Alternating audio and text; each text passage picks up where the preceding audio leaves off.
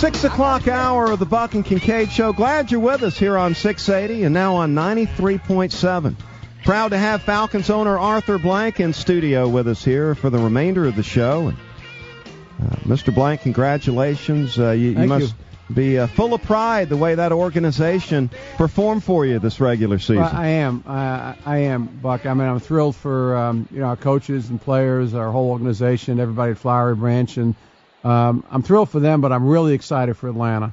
I'm excited for our fans and folks who've supported this franchise not only this last year, but the better part of the last 45 years, and certainly during the 9 years since I've been an owner. So it's been a wonderful year, and unfortunately we're all 0-0 right now. So now the fun starts. Now the second season starts, and obviously we're playing against a group of teams that are all very, very capable of winning, and so however good we were during the season, we need to be better during the postseason. That's for sure. It's so outstanding, though, Mr. Blank, to see a Falcons franchise with this kind of consistency. From week to week, Falcon fans tuned in, and they knew what to expect. They've come with this coaching staff to understand that every week you're not going to see a Jekyll and Hyde football team. Yeah. Well, I think, John, to me, if I can just take a step back for a second and talk beyond the season. I'm as excited as I am where we are now, 13-3, an opportunity, first round seed, second time in the history of the franchise to have that situation, et cetera. But from my perspective, when I look at it, and I'm hoping we go deep in the playoffs and deep in the playoffs, and we'll do everything we can. We do that. But what I'm excited about is what I think you're alluding to, and that's where the franchise is. I mean, my goal has been to make this a significant team in the NFL over a long period of time. And I think that we have a lot of young talent on this team. We have a wonderful coach, head coach, great coaching staff, coordinators, great general manager. Rich McKay adds a tremendous amount to the whole business side of it, as well as supporting the football side. And so with the exception of a couple of guys, most of our talent is young. And so I see this franchise, this team, as being a team that'll be significantly competitive for a number of years to come. And to me, that has me very excited. Arthur, what's the secret here? Is it getting good people leading the organization and then them working well together? Because you look at yourself and Rich McKay and Thomas Dimitroff and Coach Smith and his coaching staff, and you've drafted the right guys, you've brought in the right free agents. Everything seems to be working all together. Well, I think, Buck, that's really the key. The key is to get everybody to work together. You want everybody in the organization, while you certainly want differences of opinion, and those are important to have. It's critical that people see the culture and the business through the same kind of vision. And I think that's one of the wonderful things with Thomas and Smitty, how closely they work together. We had already seen Smitty going through the interview process, and we're excited about him. And when Thomas came in to meet him, I mean, that interview was supposed to be an hour and a half, ended up being 3 hours, and they've been kind of inseparable since. And that speaks to their ability to see their vision for the team the same way. So they're drafting the same kinds of players that'll actually fit into the schemes, that have a position that makes sense for them. We go through free agency, we pick up players that fit into a specific role that they both have in mind for them. So it's being able to see the organization that way. And of course, my role in all of that is to make sure that certainly on the football side, I hire the best people I can. I think we've been blessed with Thomas and Smitty, and then give them the resources and kind of get out of their way and be a cheerleader, be a support system for them. Obviously, Rich has been very helpful to Thomas in his transition as a general manager, and being as involved as I can be in terms of the business and the overall positioning of the franchise. But my role is to set the environment, set the culture, make sure resources are there, hire the best people throughout the organization, and then support them. Well, Mr. Blank, there was no question you could put together a successful team, as we saw in Coach Smith's golf tournament this year, when you loaded it up. When you loaded it up with two of the best quarterbacks to ever play in this town. But I'll tell you, it's got to going into the playoffs. Yeah. Do you feel more like a fan or like an owner? Because you seem to enjoy yourself. Buck was a little worried about that suit on Sunday, whether you're ever going to be able to wear it again. Well, the suit, I think you clarify Armani suit. Well, that was what Dave Archer said. Actually, it was not an Armani suit. It was a suit made in England, to be honest with you. But actually, they didn't use Gatorade. They used water. And, one of the players, in this case, 84 Roddy White, spoke to my wife. I brought my family. There was a couple of minutes left to go in the game down the sidelines to celebrate only the fourth time in history of our franchise winning our division and our number one seed, et cetera. And so Roddy went up to Stephanie during this whole process, and he said, well, we'd like to kind of dash your husband with something. And she said, how about water instead of Gatorade? So I didn't know what it was, and they poured it on me. But, I'd be happy to lose a suit a week from here on out, believe me. So I'd be thrilled to see that happen. But, to answer your question, John, I think I'm both. I'm certainly a fan, but I'm an owner. And as an owner, you have all the apprehensions. You know how much the coaches and the players and the organization has invested in getting us to where we are. You know how much our fans have invested, and not just financially. That's one investment, which is obvious, but their passion, their emotion, their commitment to the team, et cetera. So you want to do well by everybody, and obviously once the game starts, I'm up there rooting like everybody else, and I have the same limitations everybody else does. Falcons owner Arthur Blank in studio here on Buck and Kincaid on 680 The Fan. Up work in the locker room yesterday talking to your players, Arthur, and so awesome to deal with the players you guys have on that roster. Not a lot of big egos in there, right. Very right. approachable. It's a pleasure to deal with those guys. Now, they said they didn't care who they played next Saturday night. What about the Falcons owner? Who do you want to see in here? The Seahawks, the Saints, the Packers? Well, I mean, you would say the Seahawks because they're the team that we played our next to last game and was successful. But the truth of the matter is, they know how to win. They've won at home. Their record at 5-3 is home, and people are assuming that the Saints are going to roll over them. I wouldn't necessarily assume that. Their quarterback has played in a lot of very significant games and in playoff situations, and he's not going to be razzled and fazzled and dazzled by them. So, I think the playoffs can be very competitive.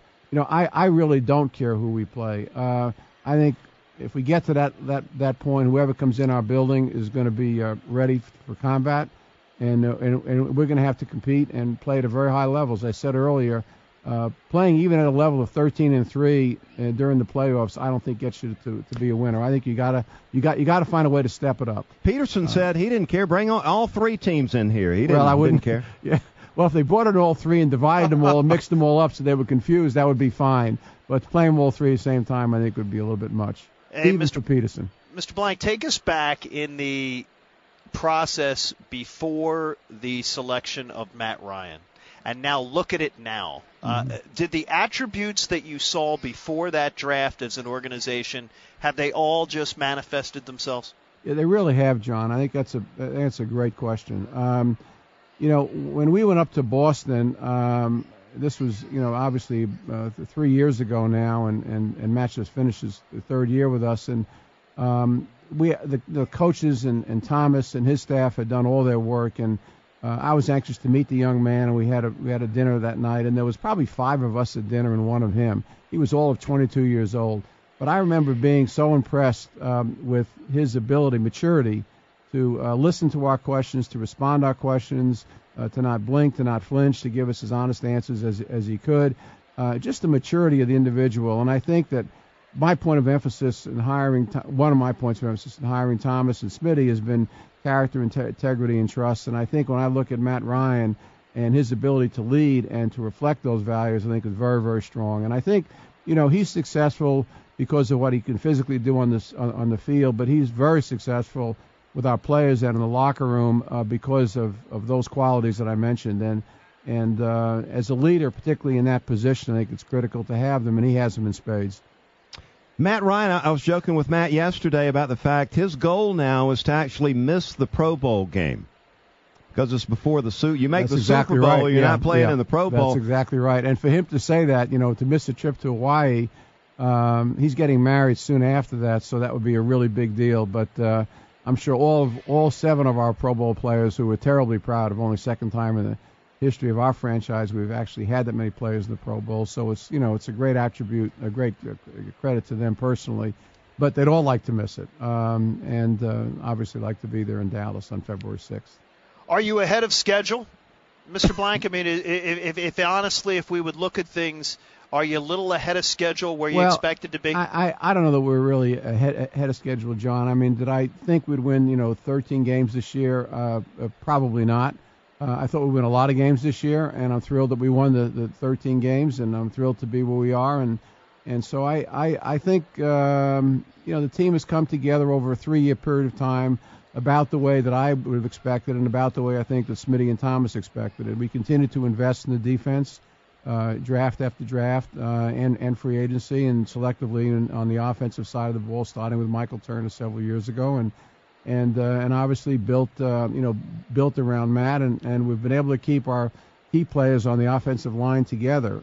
We were talking coming up today. We're only 2 teams in the NFL that actually have the same offensive line playing all 16 games this year, and we're one of the 2. And they've stayed together as a unit the last 3 years, supporting and working with Matt and supporting Michael Turner and Jason Snelling and our running backs, et cetera. So, a lot of things have come together for us, John, and I think we're probably about on schedule. That would be my appraisal. Well, a great time to be a Falcons season ticket holder with the Falcons going 13-3 and grabbing that number 1 seed. These tickets coming up next Saturday. That's a tough ticket now, Mr. Blank. They are, but there's still some that are out there. You go to NFL Football Exchange and you can still find some tickets, but I wouldn't wait a whole lot longer. The building's getting to where it's sold out, and it's going to be an unbelievable night in Atlanta. It's going to be an exciting place to be. I would like to say regardless of the outcome, but I don't want to say that because I don't feel that way. But it's going to be an exciting place to be, and I think our team's going to be ready to play. Obviously, they're healthier than they were at the end of the season. That extra week off has really made a difference and will make a difference.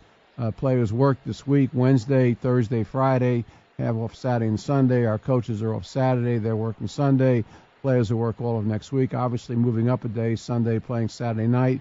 We lost a day in doing that, so the coach has adjusted the schedule for that. So, our team's going to be ready to play no matter who shows up in the building. I just don't want to see Mike Peterson's vision correct with all 3 teams showing up at the same time. That would not be good. Now, we'd love to have people get a chance to chat with you, Mr. Blank, while you're with us in studio. Absolutely. At 404-231-1680, so we don't monopolize the whole conversation, which is great. So if you want to get on the lines with us and have a chance to chat directly with the Falcons owner, we would love to have you be a part of the Buck and Kincaid show. How do you like the new studios there, Mr. Blank? I like them a lot. It took a little longer to get here from our home on West Paces Ferry to here. And in the traffic, I was getting a little concerned about getting here on time, but we were able to do that. But I mean, these are really fancy digs, and you've got a lot of fraternity brothers here, an awful lot of stations here, and yes, it's nice. It's very, very nice. Been doing a little. The only thing I noticed, John, is that you're not here. Yeah, and I want to ask you a question. How do you feel about your game this coming weekend with the Eagles? We made our picks around. We made our picks around an hour ago, Mr. Blank, and I took the Packers. I believe in the Eagles more than Kincaid does. Yeah, he does. I tell you, as much as I believe in what Mike's done this year, that Eagles defense is atrocious. And I just look at a guy like Aaron Rodgers, and I have a ton of respect for the way he is able to pick people apart. Yep. Last time he played against the Eagles, there were 28 throws in the game, and 27 of them went away from Asante Samuel, and he picked them apart. I think it's going to be tough for Philly to knock them off.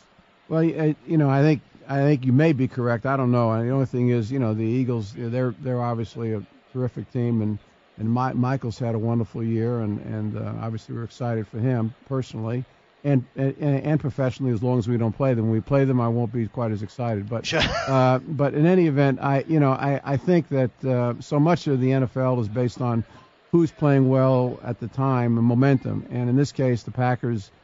Playing very, very well on both sides of the ball. The Eagles, the last couple of games, as you well know, have struggled a little bit. So, we'll see what happens. But, you've got a great coach in Andy Reid. Oh, yeah. And there's a way to figure out how to be competitive in that game. I assure you that he'll be glad. It. I would be glad to see them play on January 23rd here in the Metroplex. I hear you, yeah. 404-231-1680, the number if you want to get in. Mr. Blank, I stopped by the PGA Tour Superstore to do Falcons, to buy some Falcons gear. Thank you. First time I've done that. Normally I'm in there to play golf or get something golf-related.